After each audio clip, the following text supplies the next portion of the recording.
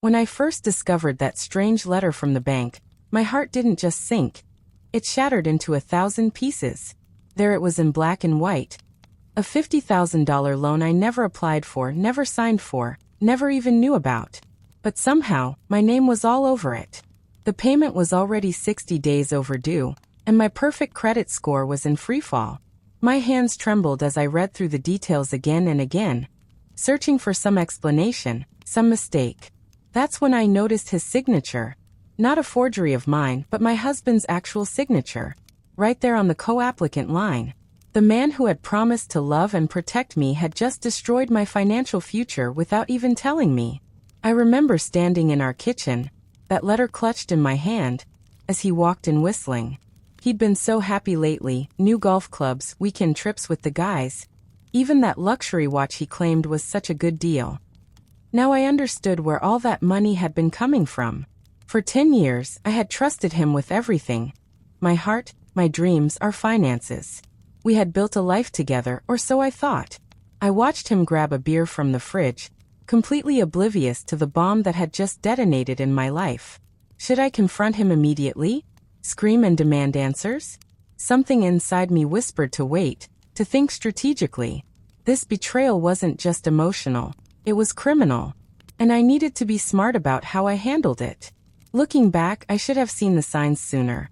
The secretive phone calls that ended abruptly when I entered the room. The new passwords on his phone and laptop. His irritability whenever I brought up our joint savings account or retirement plans. But love makes you blind, doesn't it? We believe what we want to believe about the people we've chosen to share our lives with. That night, I pretended everything was normal. I smiled through dinner, laughed at his jokes, and even watched that boring sports game he loved. Inside, though, I was already formulating a plan. Because while he might have thought I was just a trusting wife who would forgive anything, I had something he clearly underestimated. A backbone made of steel and a mind sharper than he could imagine. As I lay awake that night, listening to his peaceful snores beside me, I thought about all we had built together. Our modest home with the garden I had lovingly tended, the vacations we had saved for, the future we had planned. And now, with one selfish act, he had put it all at risk. My credit score would take years to recover if I didn't act quickly. The bank could come after our assets, even our home. I couldn't believe the man sleeping next to me, the man who had vowed to be my partner in everything, could betray me so completely. That's when I made my decision. I wasn't going to confront him, at least, not yet. First, I needed evidence. I needed to understand exactly what I was dealing with. And most importantly, I needed to protect myself. The next morning would begin my silent counterattack. The next day, I called in sick to work, something I almost never did. As soon as he left for his office, I began my investigation. His desk drawer, always carelessly left unlocked because he never thought I would look, revealed a treasure trove of secrets. Credit card statements showing lavish purchases at jewelry stores that had never resulted in gifts for me. Hotel receipts from weekends he was supposedly on business trips. And most damning of all, a folder containing loan documents with my forged signature on multiple pages. My stomach churned as I photographed everything with trembling hands. Who was this man I had married? The loving husband I thought I knew seemed to be nothing but a carefully crafted facade. Behind it lurked someone who could steal my identity without a second thought. Someone who could betray me in ways I hadn't even imagined possible. What hurt the most wasn't even the money. It was the calculated deception. He had planned this, executed it, and hidden it from me while looking into my eyes every day and saying, "I love you." I discovered he had opened a separate email account just for these financial dealings. One I found access to through his carelessly written password in his desk planner. The messages revealed the true depth of his betrayal. He had been planning to leave me. The money was his exit strategy, a nest egg he was building at my expense. There were even exchanges with a real estate agent about bachelor apartments in another city. 10 years of marriage, and he couldn't even have an honest conversation about wanting out. Instead, he chose to destroy my financial future as his parting gift. I sat on our bedroom floor surrounded by evidence of his duplicity, silent tears streaming down my face. That evening, when he came home, I served his favorite dinner and asked about his day. The performance of my lifetime began as I played the role of the oblivious, loving wife.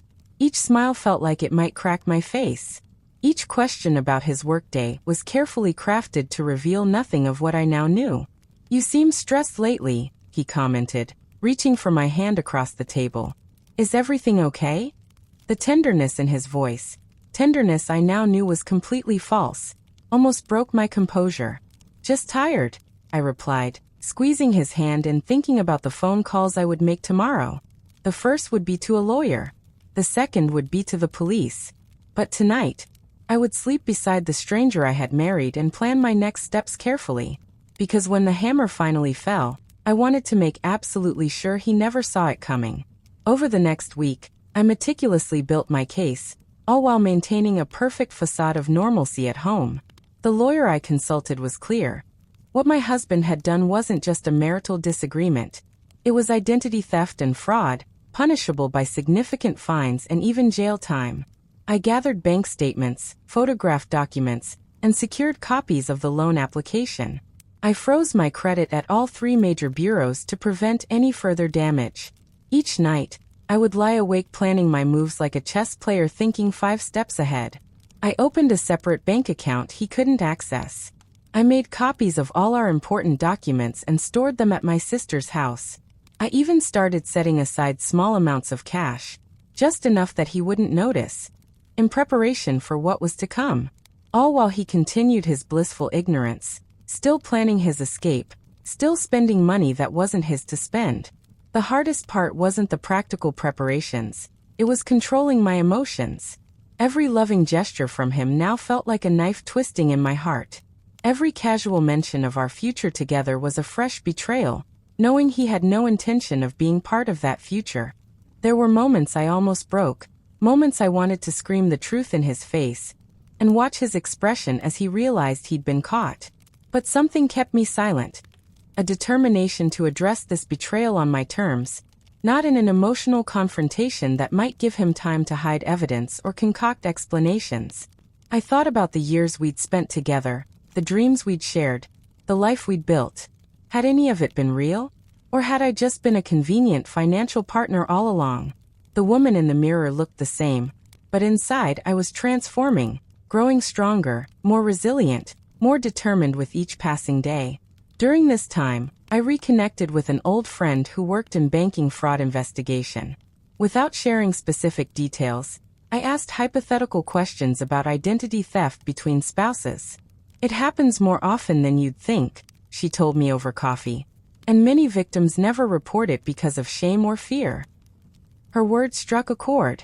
How many others had stood where I was standing now, discovering betrayal from the person they trusted most? How many had chosen silence and suffered the consequences alone? I decided then that I wouldn't be one of them. My husband's actions weren't just a betrayal of our marriage. They were crimes with real victims. Me, potentially other creditors, perhaps even other women I didn't know about. My silence would only enable him to continue. As I drove home from that coffee meeting, I felt a strange sense of calm settle over me.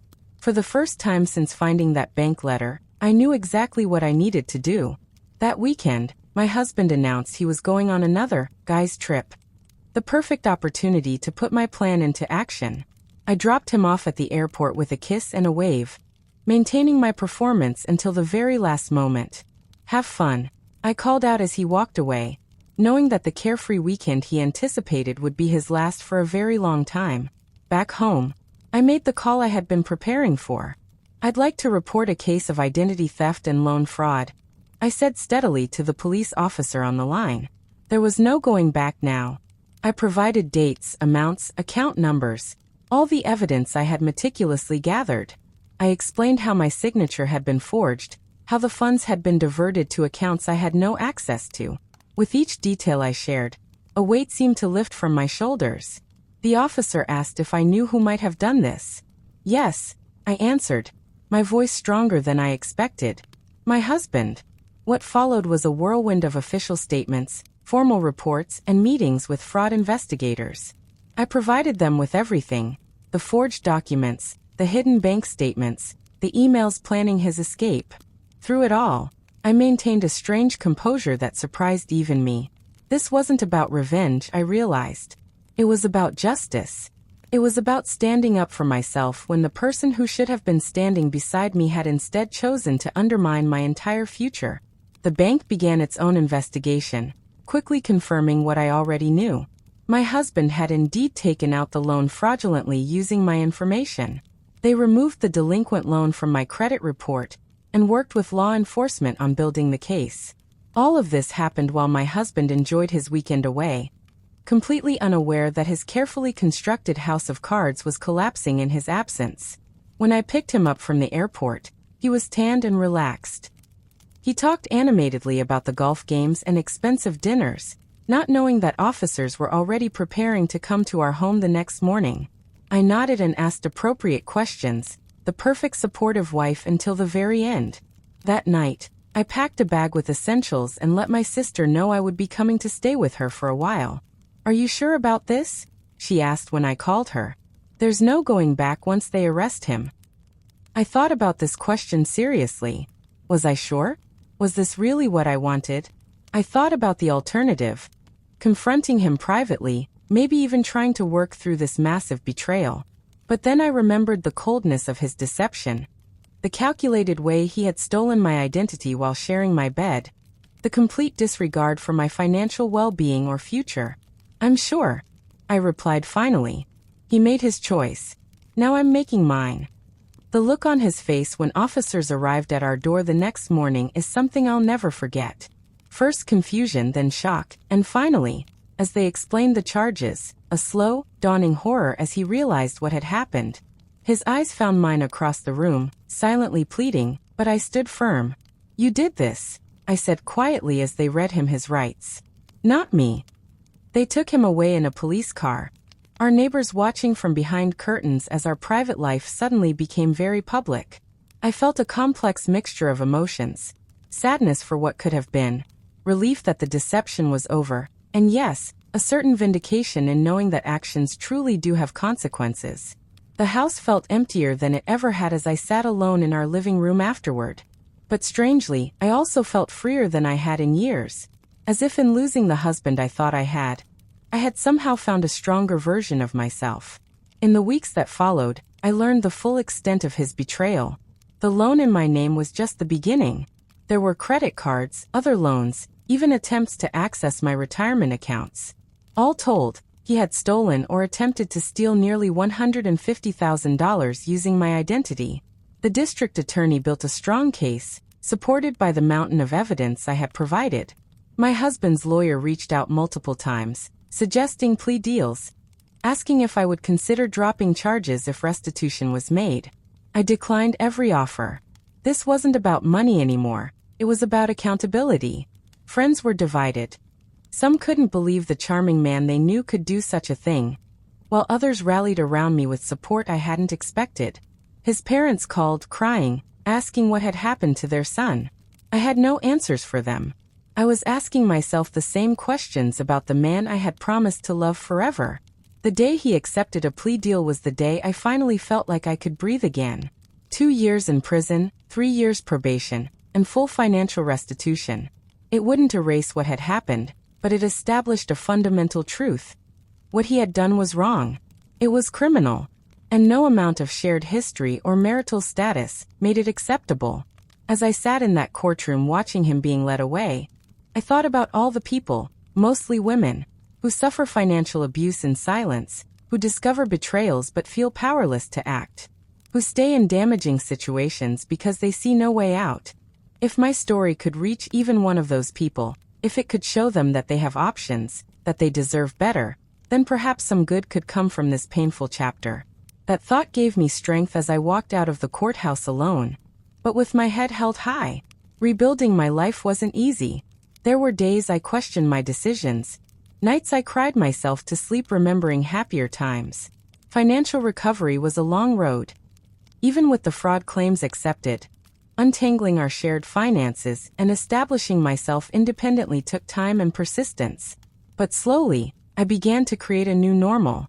I moved to a smaller apartment, one that had no memories attached. I focused on my career with renewed energy, eventually earning a promotion I had been hesitant to pursue before. I started volunteering at a financial literacy program for women, sharing what I had learned about protecting yourself, recognizing warning signs, and the importance of maintaining financial independence even within a partnership. Each step forward felt like reclaiming a piece of myself that had been lost or overshadowed during my marriage. Perhaps the most unexpected part of this journey was discovering my own resilience. The woman who had been so devastated that first day, holding that bank letter with trembling hands, had found a strength she never knew she possessed.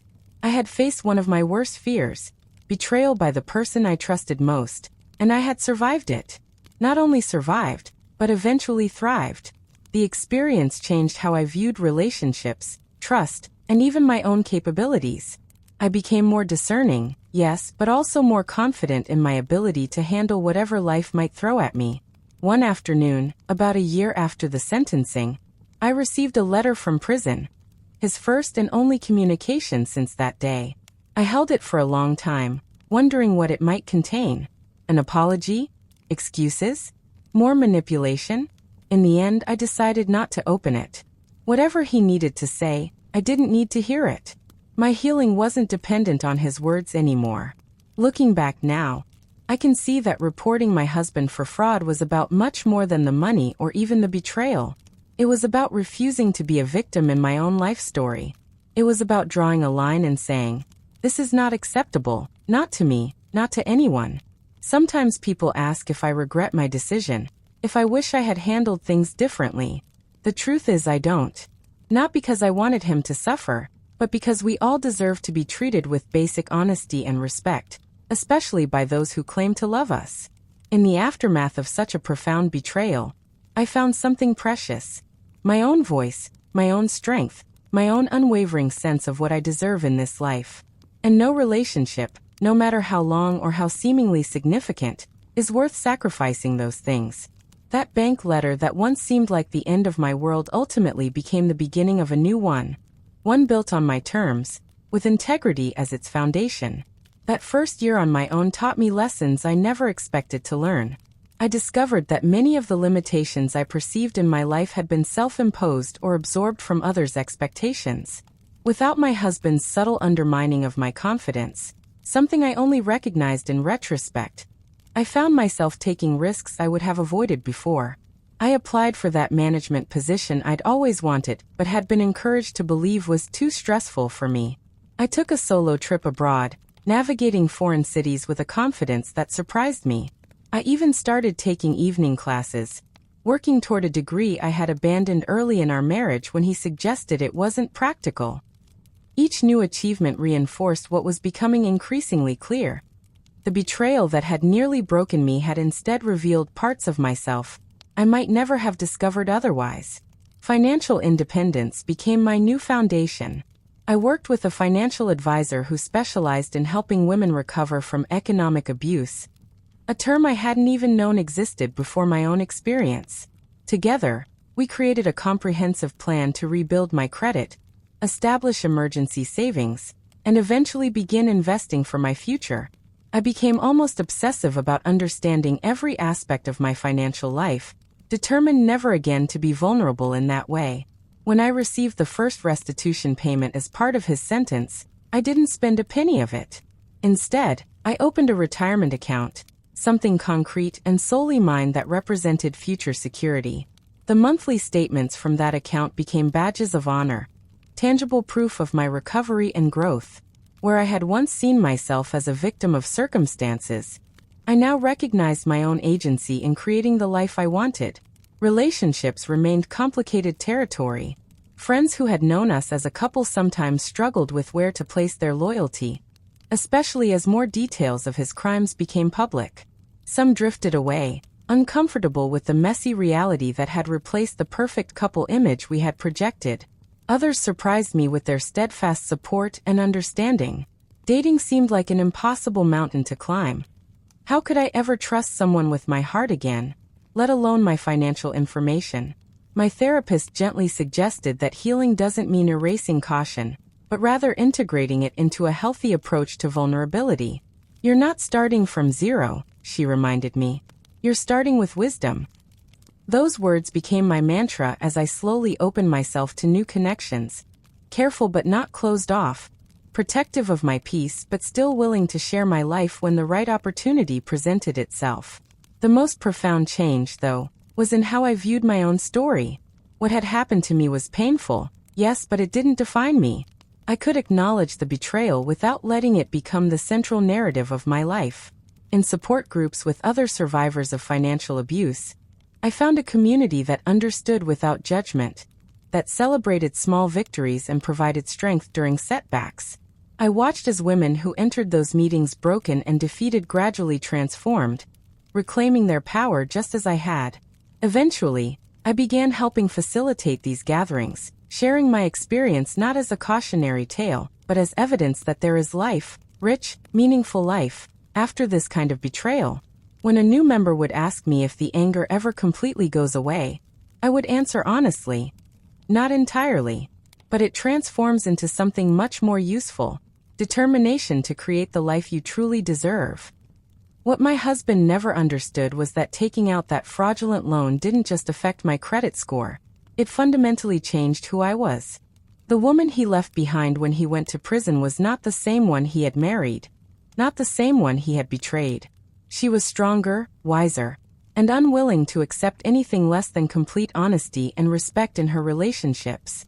Sometimes I wonder if he realizes this, if he understands that his attempt to undermine me financially ultimately led to an empowerment he never could have anticipated. I doubt it. Men who commit this kind of betrayal rarely have the self-awareness to recognize the full impact of their actions. That's okay. My growth wasn't for him to witness or understand. It was entirely for me, and for anyone else who might find themselves standing where I once stood, letter in hand, world crumbling, wondering, what now? 2 years after the sentencing, I received notice that he would soon be released on parole. The news sent me into a temporary tailspin. Nightmares returned. Anxiety crept back into my daily life. Would he try to contact me? Seek revenge? My lawyer helped me obtain a restraining order as a precaution, though part of his parole conditions already included no contact. Friends offered to stay with me those first few weeks, concerned about my well-being. Their support touched me deeply, but I declined. I've faced bigger demons than this, I told them, surprising myself with the calm certainty in my voice. And I had. I had faced the destruction of my marriage, my financial security, and my sense of trust in one devastating blow. And I had rebuilt everything, stronger than before. Whatever emotions his release might trigger, I knew I could handle them. This confidence wasn't arrogance. It was the hard-won wisdom of someone who had already weathered the worst storm of her life. On the day of his release, I took myself to the ocean, a place that had always brought me peace. As I walked along the shore, I reflected on the journey of the past few years. The initial shock and betrayal, the careful gathering of evidence, the difficult decision to report him, the painful public exposure of our private lives, the long road to financial recovery, and finally, the emergence of this new version of myself, someone who understood her own worth in a way she never had before. The waves crashed against the shore in their endless rhythm, a reminder that even the most difficult circumstances eventually give way to new realities. I took a deep breath of salt air and made a promise to myself. His return to society would not diminish my hard-won peace. His story might intersect with mine in the courthouse records forever, but our paths had permanently diverged. My future belonged solely to me now, unburdened by his betrayal, shaped by my own choices and strength. For anyone reading this who recognizes their own situation in my words, who has discovered financial deception by a partner, who feels trapped or frightened or ashamed, I want you to know something important. You are not alone. What happened to you is not your fault, and there is a way forward, even when it seems impossible to imagine. The first step is often the hardest, acknowledging the betrayal and refusing to minimize it. The next steps, seeking help, gathering information, protecting yourself, take courage, but each one makes the next slightly easier. There are resources available, legal aid services, domestic violence organizations that understand financial abuse, support groups where you'll find others who have walked this path before you. Your story doesn't have to end with the betrayal. In fact, that chapter, painful as it is, can become the beginning of something unexpected and beautiful. A life rebuilt on your terms, defined by your strength rather than someone else's deception.